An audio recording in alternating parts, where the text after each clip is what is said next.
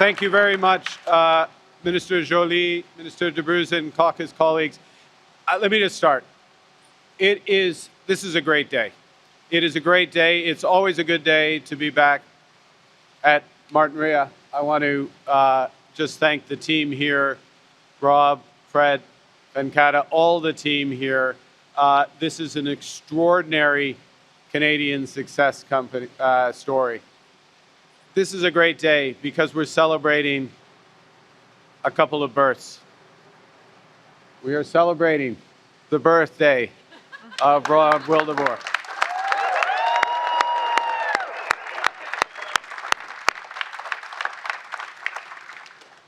Because of Flavio Volpe's many contributions, we are celebrating the birthday or the unveiling of the Aero 2.0, which shows what the future of automotive in Canada is. And we're celebrating the future of the world's greatest auto industry. We are here where Canada Strong is forged every day. This company, nearly 20,000 skilled workers come together to build the engine blocks, the transmission housings, the control arms, the future that helps drive our auto industry and our economy. And as you just heard, but you know this, you just heard from the minister, this is a pivotal moment both for the industry and our economy. We know that U.S. tariffs have upended the bargain that's existed for as long as I've lived. It's put our workers, our businesses, our country under a cloud of uncertainty. We also know, you see some of the innovation here, we know that the global auto sector is being radically transformed. Rapid shifts towards lower emissions, towards greater connectivity, towards even more advanced manufacturing.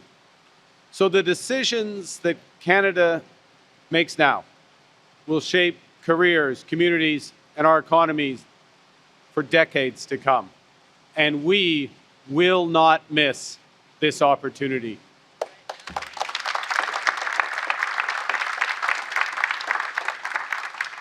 A confident Canada, like a confident Martinrea, confident Canada, is making the strategic decisions and the generational investments today to build the affordable, enjoyable, and low emissions automobiles of the future. As Minister Joly just said, Canada is an auto nation. The auto industry is central to our story. In fact, the first automobile manufactured here was in the year of Confederation, 1867, in Stansted, Quebec. Henry Seth Taylor built the first Canadian-made automobile. The Taylor steam buggy was powered by a simple coal boiler and mounted on a wagon wheel carriage. It was a one-off, hand-built machine, never intended for mass production, but it proved Canadian-made automobiles are possible. 158 years on, the auto industry is the core pillar of the Canadian economy. More than 500,000 Canadians wake up every morning, go to work, and bring home a paycheck because we make cars in this country. Entire communities have been built around car plants. Cities, towns, Windsor, Alston, two examples, the auto sector remains the largest employer. Aujourd'hui, l'industrie automobile canadienne est l'une des plus importantes au monde. Une grande partie de ce succès découle de nos relations commerciales étroites avec les États-Unis, établies au fil des décennies de coopération dans les villes automobiles des deux côtés de la frontière. There's no greater symbol of how closely the Canadian and American economies have been intertwined than automobiles. The average car is built from parts that travel across our border up to 8 times before landing on the showroom floor. 90% of Canada's finished vehicles, 60% of our auto parts are exported to the United States. But that trade relationship that once was a great strength has now become a serious vulnerability. Now, I want to be clear. Canada still has the best deal of any U.S. trading partner, with 85% of our trade with the United States remaining tariff-free and the lowest average tariff rate in the world. And as we prepare for the joint review of CUSMA that will begin later this year, Canada's new government remains focused on protecting this unique Canadian advantage. Our objective is to remove all tariffs in the auto sector to build the strongest North American auto sector. That's what we will build together.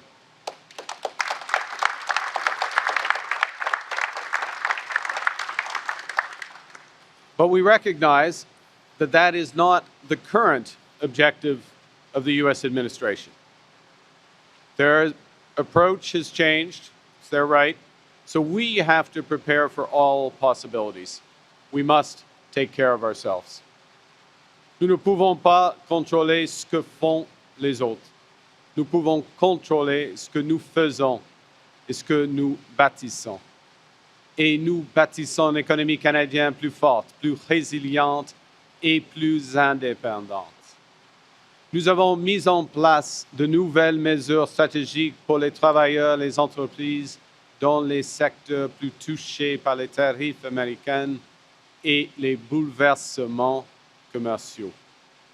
Ces initiatives aident les travailleurs des secteurs de l'acier, de l'aluminium, de la forestière et d'autres secteurs stratégiques du Canada à acquérir de nouvelles compétences. Ils aideront également les entreprises à s'adapter et à diversifier leurs produits. Our government has already implemented the most comprehensive set of trade resilience measures in Canada's history. We've moved fast, and we're already seeing results. Our measures have created and protected 18,000 jobs across steel, aluminum, lumber, and the auto sector. They've prevented more than 20,000 layoffs. We've unlocked almost $1 billion in private investment by small and medium-sized businesses. We provided income supports for more than 6,000 workers, with a total of 190,000 more expected to benefit, including in the auto sector. Nos travailleurs sont le moteur de notre économie. Alors que nous transformons nos industries face aux mesures commerciales prises par les États-Unis, nous nous assurons que le travailleur canadien puisse avoir les outils nécessaires pour accomplir cette transformation. The future of the auto industry is increasingly electric and connected. And so to remain competitive and to realize our potential, we must develop the entire value chain for next-generation vehicles, harnessing Canada's exceptional capabilities in auto production, including the world's greatest workforce, including globally recognized parts suppliers and leading-edge research and development. We'll combine these strengths with new battery supply chains that will power the future of mobility, reinforced by Canada's IT expertise, world-leading AI and robotics technologies, to position Canada as a global leader in vehicle electrification and autonomous technologies. In the coming weeks, our government will unveil a new electricity strategy to double, I'll repeat, to double our grid capacity, to modernize our infrastructure and to deliver electricity that's more reliable, more efficient, crucially more affordable for Canadians. This will enable Canadians to adopt low-carbon technologies such as electric vehicles while supporting the electrification and growth of our industries. With our deep talent, thank you.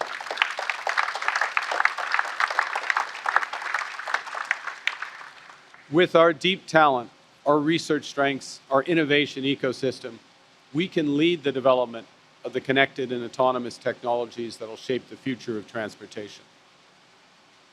We will prioritize diversification, including new opportunities that will be created by Canada's defense industrial strategy to strengthen the industry and its supply chains while leveraging our existing trade agreements around the world. Les travailleurs et les industries du Canada sont bien placés pour saisir cette occasion. Nous réalisons des investissements générationnels dans les minéraux critiques, incluant ceux qui sont essentiels à la fabrication des batteries, pour garantir notre place dans les chaînes d'approvisionnement les plus importantes au monde. Le Canada sera l'un des seuls pays au monde à disposer de tout ce qui est nécessaire à une chaîne d'approvisionnement complète en batteries pour véhicules électriques. Nous disposons d'un réseau électrique propre à 80% et les coûts d'électricité résidentielle les plus bas et les coûts d'électricité industrielle le deuxième plus bas du G7. So, we have everything we need to take the lead in the vehicles of tomorrow. And we're positioning Canadian workers and businesses to seize that opportunity. That's why today we're announcing a series of strategic investments that will shape the future of mobility and advance manufacturing in Canada as part of a coordinated plan to build a stronger, more competitive, more independent country. Our strategy rests on 5 pillars. First, accelerating investment in Canadian auto manufacturing. Second, rationalizing emission reduction policies to focus on the outcomes that matter to Canadians. Third, strengthening domestic demand by making electric vehicles more affordable and reliable for Canadians. Fourth, establishing a comprehensive trade regime that strengthens the competitiveness of our auto sector. And fifth, protecting Canadian auto workers from the immediate pressures while helping them bridge to the future.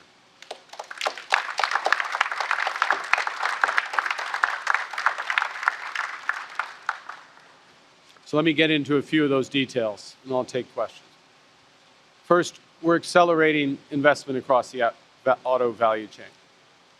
To support strategic investments by our companies, we're dedicating $3 billion from the Strategic Response Fund and $100 million from the Regional Tariff Response Initiative. This is capital that will help our businesses respond to those trade disruptions, help them pivot their operations, retool plants to increase productivity, invest in advanced manufacturing, and expand into new markets. In line with our Buy Canadian policy, the government will leverage these investments to maximize opportunities for Canadian suppliers, Canadian-made goods and services, including in steel and aluminum. We're also implementing the most comprehensive investment incentives for the auto value chain anywhere in the world.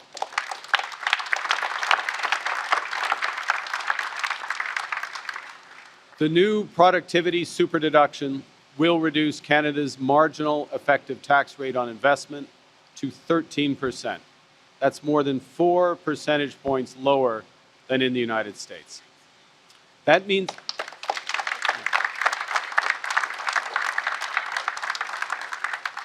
and let me be clear, this is very broad. It means businesses can immediately expense 100% of their investments in manufacturing machinery, in equipment, in buildings, in zero-emission vehicles, in clean energy equipment, in scientific research and development, in productivity-enhancing assets, including patents, data network infrastructure, computers, and beyond.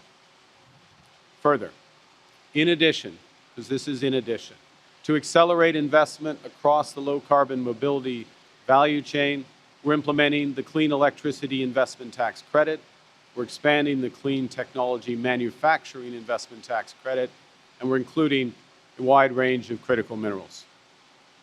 And we are reducing the tax rate for zero-emission technology manufacturers so they benefit from 1/2 of the normal corporate tax rate, and that is before these deductions.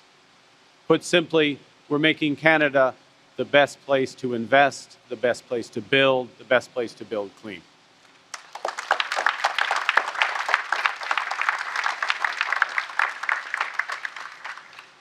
Our second pillar is to adapt our emission reduction policies to focus on outcomes. Canada will set a new, more ambitious, sovereign path to reduce automobile emissions. We'll drive down emissions by more than doubling the stringency of Canada's vehicle GHG standards by 2035, achieving the equivalent emissions reductions of a 75% EV adoption rate. We won't stop there. By leveraging new investments in EV production, consumer incentives, and charging infrastructure, we'll work towards achieving the equivalent of a 90% EV adoption rate by 2040. The more stringent emission standards will enable the Government of Canada to repeal the Electric Vehicle Accessibility Standard, so-called EVAS. Replacing EVAS with those stronger vehicle emission standards focuses on the results that matter to Canadians, while avoiding placing undue burdens on the Canadian auto industry. This approach allows manufacturers to use a wide range of technologies to meet the standards and to respond to consumer preferences in the near term, all while driving EV adoption over time. The third way we will transform our auto sector is by becoming our own best customer. Au cours des 5 prochaines années, les ventes de véhicules électriques devraient représenter plus de 40% de toutes les ventes de voitures dans le monde. Aujourd'hui, près de 80% des véhicules électriques produits dans le monde proviennent de Chine et des États-Unis.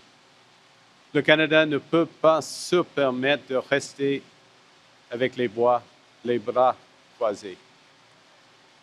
Les véhicules électriques sont l'avenir et notre gouvernement est déterminé à faire en sorte que cet avenir soit bâti par des travailleurs canadiens, fabriqués dans des usines canadiennes et propulsés par des voitures canadiennes.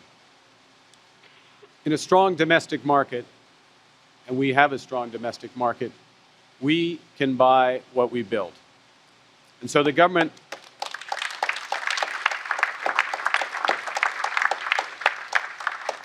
that's why our government is launching a new $2.3 billion electric vehicle affordability program. Canadians who purchase or lease a battery electric or fuel cell electric vehicle will receive up to $5,000 and up to $2,500 for plug-in hybrids priced up to $50,000. To support the Canadian auto industry, this $50,000 cap will not apply to Canadian-made EVs or Canadian-made plug-in hybrids. And those incentives will only apply to vehicles produced in countries with whom Canada has a free trade agreement.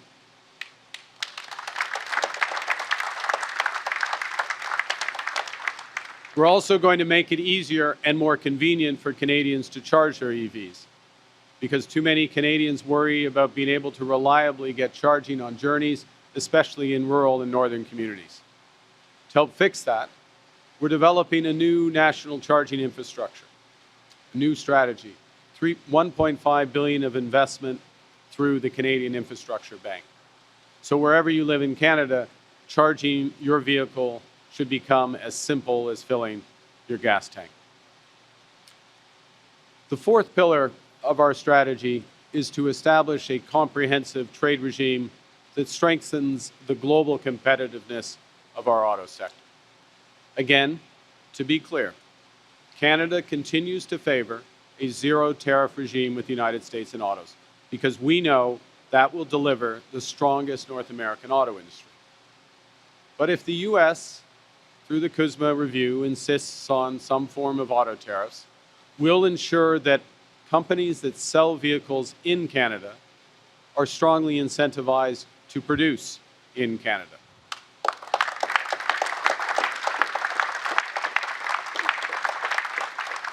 And to support this objective, we will explore strengthening our automotive remissions framework through a tradable credit system that would reward companies that produce and invest in Canada. In short, companies that manufacture and invest here would earn credits, while companies seeking to sell vehicles in Canada without paying tariffs would be required to purchase those credits.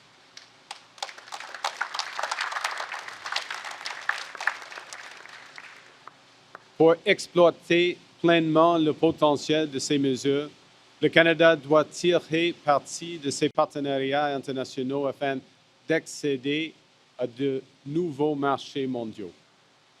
Le Canada a déjà conclu des accords de libre-échange avec 51 pays qui représentent 1,5 milliard de consommateurs.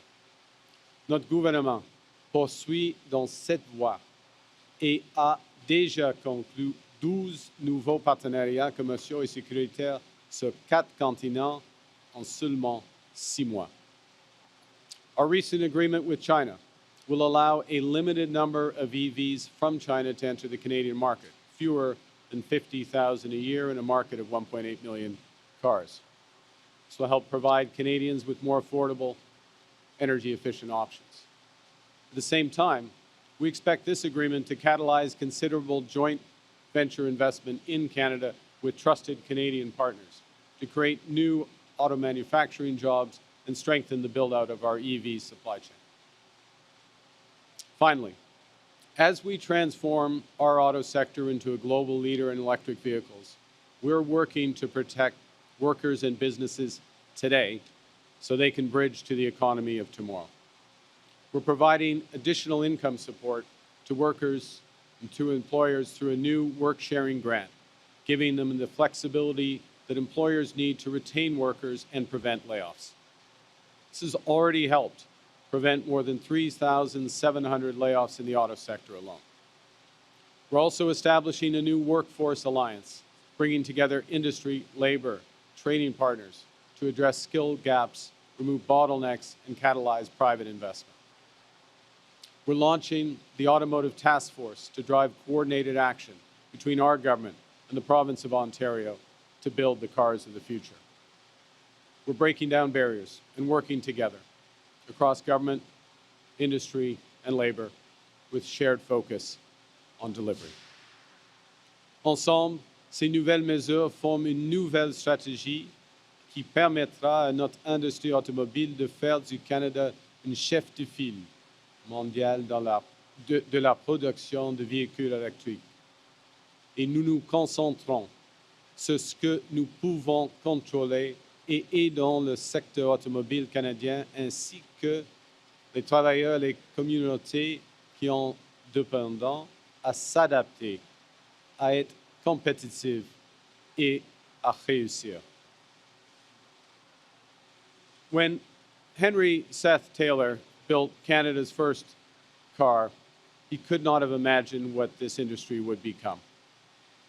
The Canadian automakers would assemble the world's first affordable car, the Ford Model T.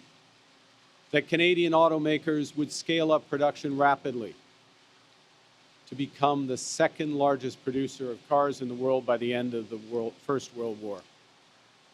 That in World War II, the industry would quickly shift almost entirely to military production, producing more than 800,000 military transport vehicles and 50,000 tanks to help win that war.